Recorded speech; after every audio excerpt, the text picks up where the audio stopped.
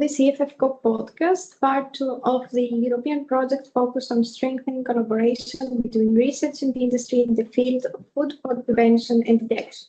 EFF-CoP stands for European Food Fraud Community of Practice, and its goal is to bring together researchers, industry professionals, and stakeholders to exchange knowledge, share tools, and explore innovative solutions for food integrity challenges. Food fraud is often perceived as an isolated criminal act, a counterfeit bottle of olive oil, diluted honey, or mislabeled seafood.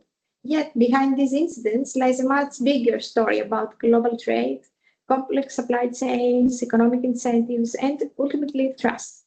In today's episode, we will explore food fraud not only as a food safety issue, but as a business risk that affects companies, consumers, regulators, and international markets.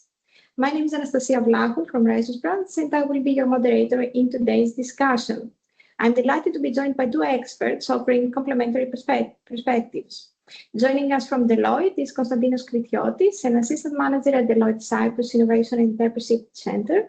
His background includes work across Horizon Europe and Interreg projects, with subject matter experience in areas such as water energy, food nexus, nature-based solutions, and exploitation and commercialization of sustainable innovation. Joining us from Eurofins is Dr. Jamin, General Manager of the Authenticity Competence Center in Nantes, France. Dr. Jamin has spent nearly 3 decades advancing food authenticity testing and analytical chemistry, helping develop scientific methods that detect fraud across global food supply chains. So welcome both. Thank you for joining us. Thank you. Hello. Let's start by setting the scene, understanding why food fraud has evolved from a compliance issue into a genuine business risk. So, Constantinos, food fraud has traditionally been viewed as a food safety or regulatory issue. From a business risk perspective, why is it now considered a systemic threat affecting global supply chains? So, thank you, Natasha. And if I asked many people, multiple people, what food fraud looks like, they would most probably describe fake olive oil or diluted honey. And very few would describe it as a boardroom business issue. Yet that's exactly what it has become, in my opinion. So when people hear food fraud, they often imagine the examples I just mentioned of the fake olive oil or honey that's been adulterated.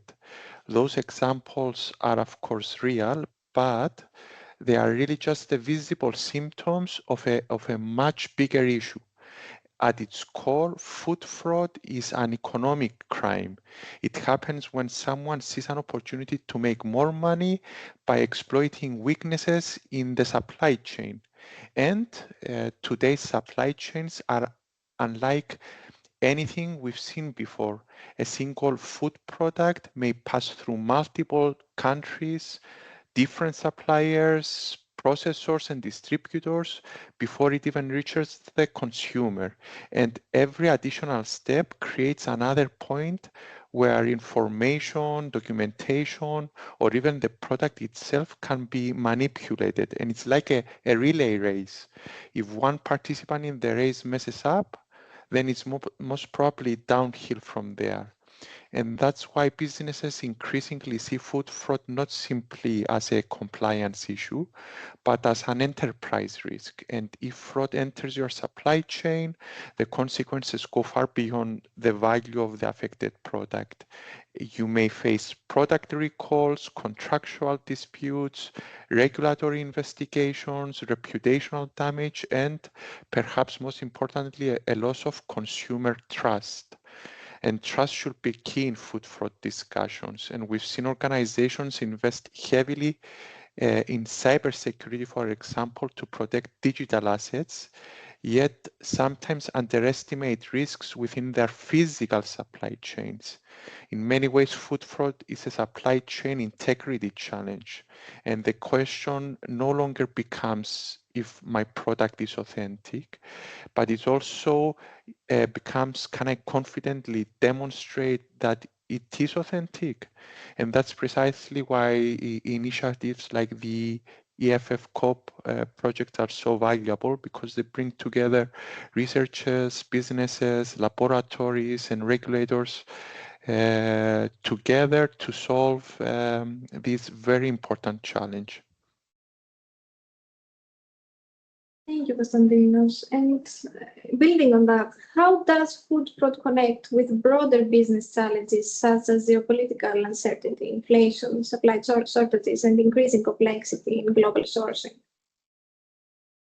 Yes, so I often describe food fraud as an opportunistic crime rather than one that it's planned. So it tends to flourish whenever markets become unstable. Think about what we've experienced over the last few years. You've mentioned geopolitical uncertainty and tensions, disrupted trade routes, rising energy costs, inflation, climate-related events affecting harvests, and shortages of key commodities. But we have no shortages of tensions and uncertainty, and each of these creates pressure across the supply chain. And when prices rise sharply or ingredients become scarce, companies are forced to source from new suppliers, often at short notice and sometimes in unfamiliar markets. Most of those suppliers are perfectly legitimate, of course, but the reality is that periods of disruption and tension also create opportunities for bad actors to enter the market. And let's take cocoa, for example. Over the past couple of years, we've seen prices reach record levels due to poor harvests and supply constraints.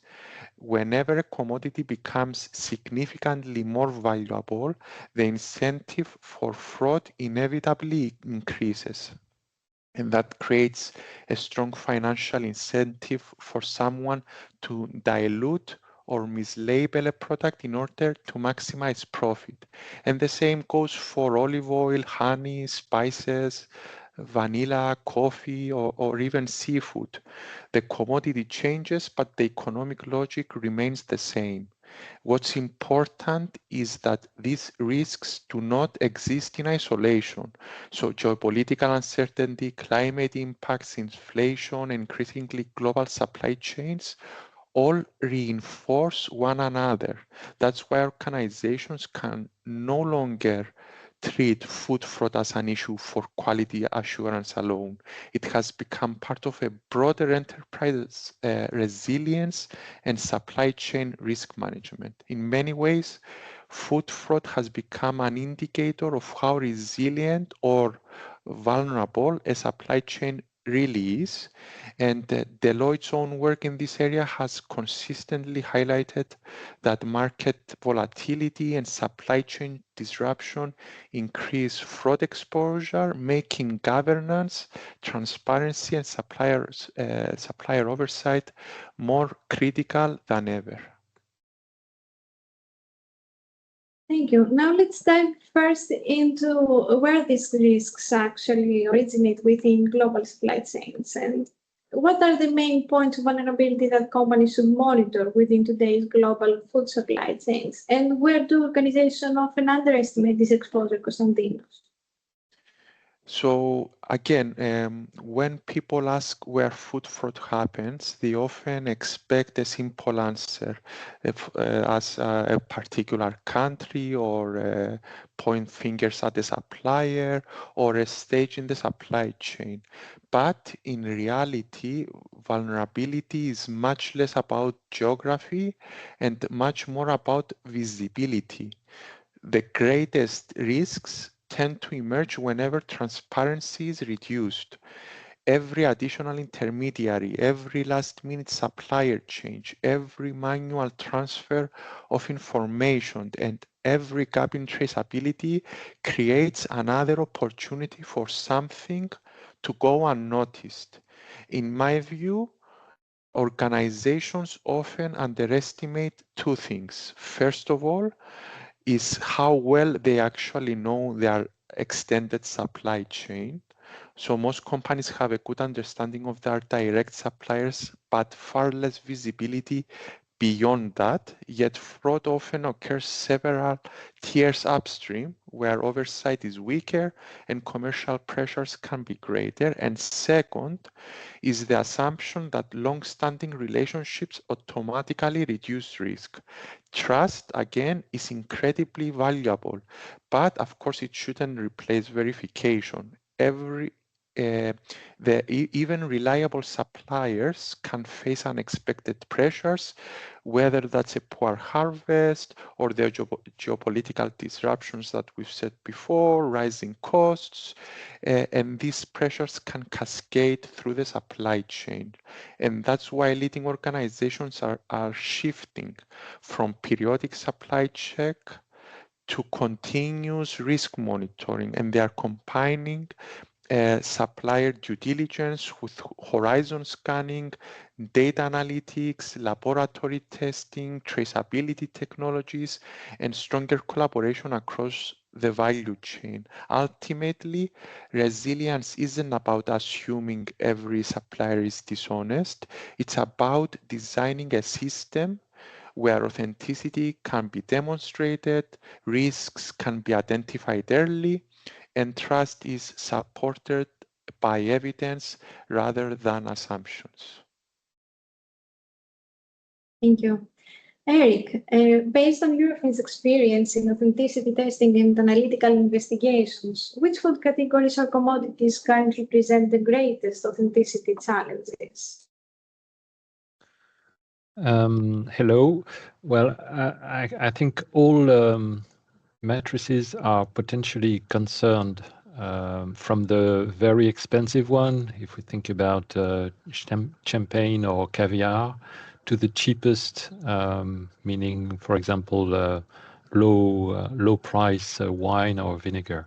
This is according to our experience. The price is not a sufficient criterion to define the risk, because in low price products, you can still make profit based on large volumes. And I fully agree with what Constantinos has said about some products receiving more attention than others. And I also have in mind honey and olive oil, which are always at the top of the list. But it's far from being exhaustive, and many other products or ingredients are adulterated and should be considered. I think the attention is partly linked to the fact that many authenticity methods exist for honey and olive oil, for example, but it doesn't mean that they are more adulterated than others, actually. They are not perfect, but many other issues are going on. So the scrutiny is linked to the availability of methods to test. And for single source matrices, it's easier than for blended ones. And also the second aspect is the willingness from a given food sector to carry out investigations. And for example, honey, the honey business is a good actor in this case, because they are carrying out a lot of testing. The same is true for fruit juices, which also appeared at some time in the top 10 list of adulterated product, but this is only because this industry is testing more than others. Thank you. Now let's turn to the science behind uncovering fraud and how detection methods continue to evolve. So Eric, food fraud can be extremely difficult to identify. Could you explain how analytical science helps determine whether a product is authentic and how techniques such as stable isotope analysis and chromatography support this process? Well, indeed, the fraud is often difficult to detect because it consists in substituting an ingredient by a cheaper source, but this cheaper source is chemically identical in at least when using conventional methods. So the most efficient methods are the ones which are able to identify the source of a chemical compound, such as stable isotope ratio analysis, which can differentiate different botanical or geographical origins. These methods are efficient, especially when the fraud concerns a single component like water or sugar. Then compositional methods, such as chromatography, but also others, can also be used to detect some adulteration markers, for example, some markers from sugar syrups, and also some untypical profiles. I'm thinking about, for example, natural coloring in fruits, like the anthocyanin profile of red fruits. This can be an example. This can detect substitution with a cheaper fruit. Then DNA, when it is preserved in the product, can also be used, and it's very efficient to detect species substitution, like in meat or fish, for example, but also in some plant products. And finally, spectroscopy, like infrared spectroscopy or nuclear magnetic resonance, NMR, are very useful because they allow to make a large screening in a non-targeted way. So you get a kind of spectral image of the product which you can compare to a database, and you don't have to consider hypotheses about the type of adulteration. You just explore the conformity of the sample to a typical product. Thank you. It was very easy to understand according to your explanation, actually. So how has food fraud evolved over the past decade? Are fraudulent practices becoming more sophisticated, harder to detect? It does become harder to detect because fraudsters are very often informed about the existing analytical methods, and they try to circumvent them. And this goes back to more than one decade, probably several ones. One example I have in mind is sugar addition in fruit juices, which was well detected. Well, there was a detection of frauds in the 80s with stable isotope ratio analysis, and especially the SNF NMR method, which detects beet sugar that other methods could not detect. And then 10 years after, in the 90s, we have seen a switch to other sources of added sugar that were not detectable anymore by stable isotopes, but that had to be detected by chromatographic markers. So this is typical for a kind of learning curve for the fraudsters, and a constant competition between fraudsters and laboratories to define methods and detect new forms of adulteration. Thank you. So coming back to you, Constantinos, even when scientific methods exist, why do companies sometimes detect fraud only after reputational or financial damage has occurred? This is a really interesting question because it highlights an important distinction. Having the ability to detect fraud is not the same as having the ability to prevent it. And I think it's one of the key highlights of today's discussion, and having Eric with the scientific background and combining with the business perspective is very important in this discussion. So by the time a laboratory confirms that a product isn't authentic, the product may already have passed through multiple stages of the supply chain. It may have reached supermarket shelves, it might have been consumed by customers, it might have generated media attention or triggered complaints. And at that point, the scientific analysis tells us what happened, but the business is already dealing with the consequences. In many cases, the issue isn't a lack of technology, but as mentioned previously, it's lack of visibility.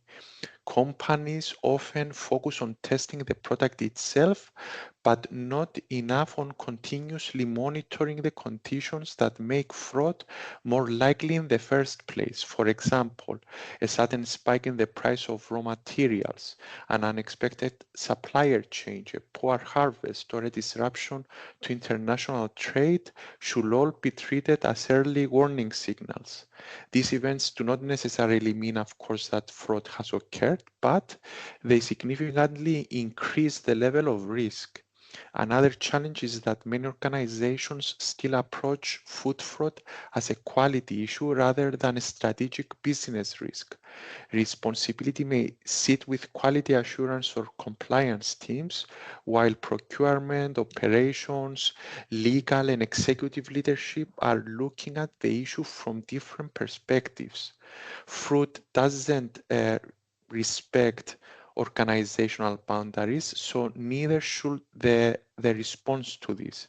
And ultimately, the companies that respond most effectively are those that shift from a reactive mindset to a predictive and proactive one, and they don't ask just why did fraud occur. They also ask what conditions are emerging today that could enable fraud tomorrow. And that's a very different way of managing risk.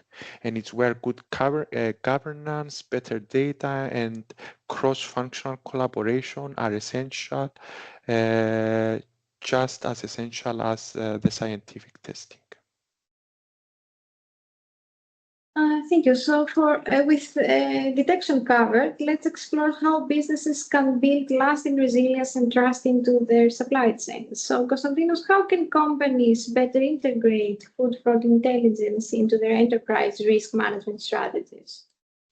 Yes, I think the first step is changing the way we think about food fraud. And it's a theme that I've been saying from the beginning.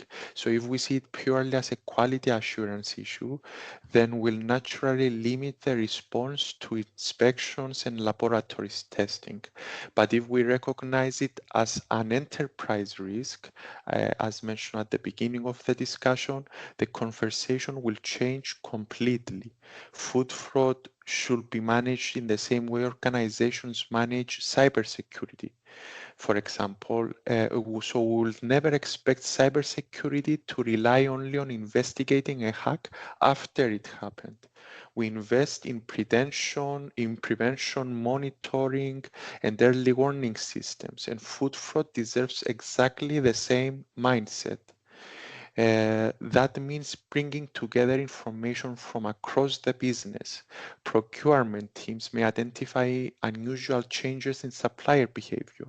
Operations may notice disruption in logistics. Finance may detect unexpected price fluctuations. Quality teams, on the other hand, contribute testing results, while external intelligence coming from regulators, the industry alerts, etc., provides a broader picture. And individually, these signals may seem insignificant, but together they can really reveal an emerging risk before it becomes a crisis. Another important shift shift is moving from periodic assessments to continuous monitoring because supply chains today are dynamic. New suppliers are onboarded, the geopolitical situations evolve, climate events affect production and harvest, and commodity prices fluctuate. A food fraud risk assessment completed once a year is simply not enough. It's just a snapshot. And organizations should increasingly invest in live intelligence, horizon scanning, and data-driven risk indicators that evolve with the market. And this is also where projects like EFF-CoP play an important role. And one of the project's greatest strengths is that it creates the community where the knowledge doesn't remain fragmented, and you have scientific expertise, industry experience, technological innovation, and practical business needs coming together to generate actionable intelligence. Thank you. So, Eric, in your opinion, can laboratory testing alone solve the food fraud challenge, or does prevention require stronger collaboration between science, industry, regulators, and technology providers? Yes, for sure. Collaboration will enhance and improve the efficiency of the service delivered by laboratories. For us, it's essential to collaborate with universities and so on to be at the edge of techniques, analytical techniques. Also, it is important to collaborate with the industry because they have the knowledge about supply chains and processes that are being used in the industry. Regulators are essential because they are the only ones who can really make it mandatory to perform some controls and to define some criteria. And the technology providers should also be on board because sometimes technology must be taken into account, especially when you define analytical criteria. So we are in a global environment, and the laboratories should not operate on their own. Sometimes we see emerging offers from laboratory, but they have been really developed in-house, and they have not considered all the science behind it, which make their assumptions not valid.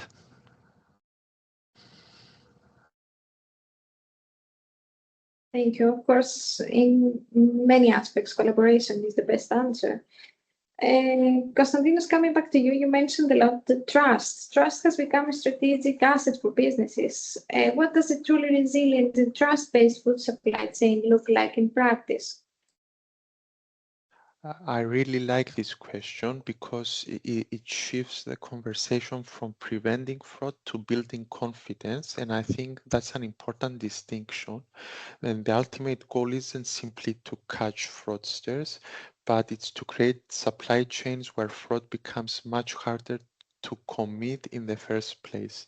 So a resilient supply chain isn't one that assumes nothing will ever go wrong, because that's unrealistic, of course. Resilience means being able to anticipate risks, detect problems early, and respond quickly before they escalate. In other words, it's not about eliminating uncertainty, it's about being prepared for it. In practice, that starts with transparency. Companies need to understand not only who they buy from, but also where ingredients originate, how they move through the supply chain, and whether that information can be independently verified. Increasingly, this is supported by digital technologies, better data sharing, and stronger traceability, but technology alone is not the answer. A digital system is only as trustworthy as the information that enters it. Equally important is the collaboration that we've mentioned. No single organization has complete visibility across today's global food system. Producers, manufacturers, laboratories, retailers, regulators, and technology providers each hold a different piece of the puzzle, and the organizations that build trust most effectively are those that are willing to share knowledge, learn from one another, and develop common approaches to managing risk. From Deloitte's perspective, this is also where exploitation becomes so important. Research creates value only when it changes the way organizations operate.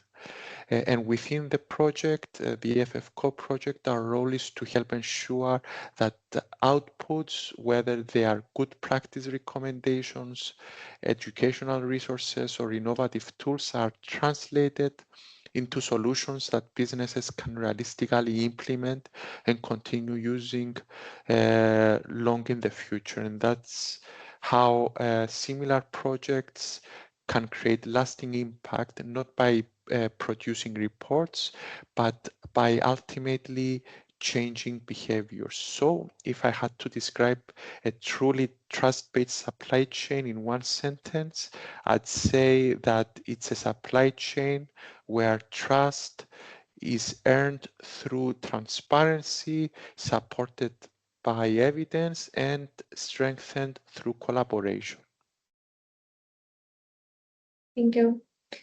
To close, let's look ahead at what's next for food fraud prevention. So, Eric, looking ahead, which emerging areas should companies monitor most closely? Are there new products or commodities where authenticity risks may increase? Well, as I said previously, I think they should still pay attention to the existing supply chains and monitor in several directions. But it is also true that when you change a supplier or you buy from a new source, a new type of ingredient, then extra attention should be paid. And what I said that all prices, all products, whatever their prices, are at risk. It is true that when you compare on a given ingredient the price between suppliers, this can also be a warning. Why is this supplier getting such a low price suddenly? Also, what we have seen is that when new countries come into play in a given market as producing countries, they tend to ignore some of the rules and sometimes put on the market products which are not fitting the right standards of integrity. So analytically, for testing, we also recommend the use of non-targeted screening methods, at least at the beginning, to explore the level of potential adulteration.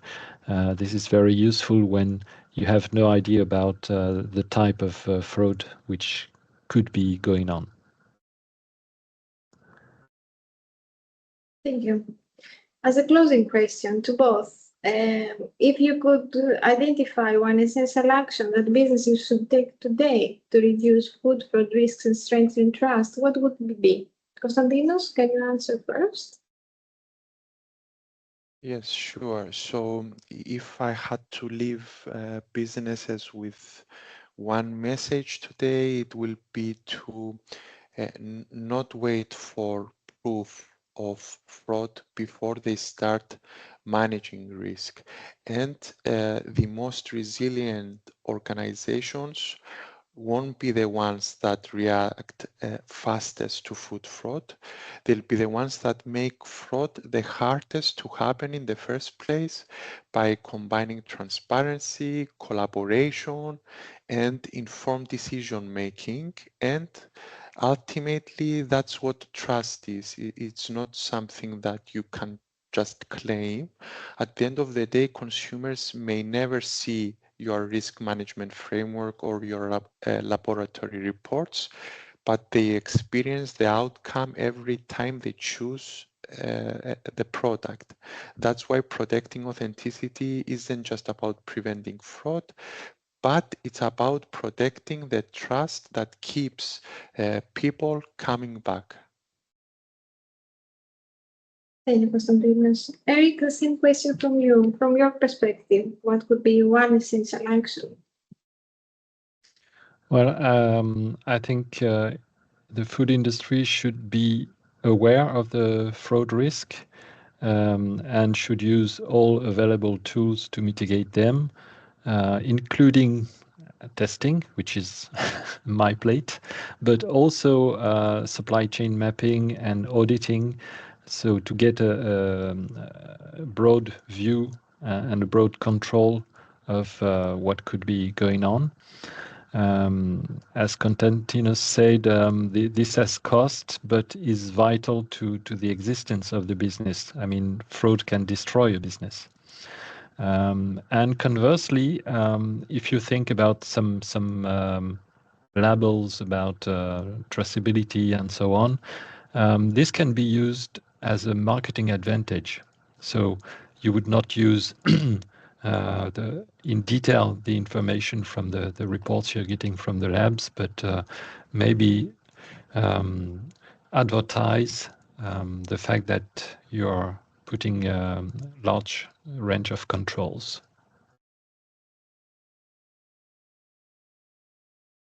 Thank you very much both for this very insightful discussion. For those of you who would like to learn more about the project and related activities, you can find additional information through the official EFF-CoP project channels and website. Thank you for listening, and we hope you join us in the next episode.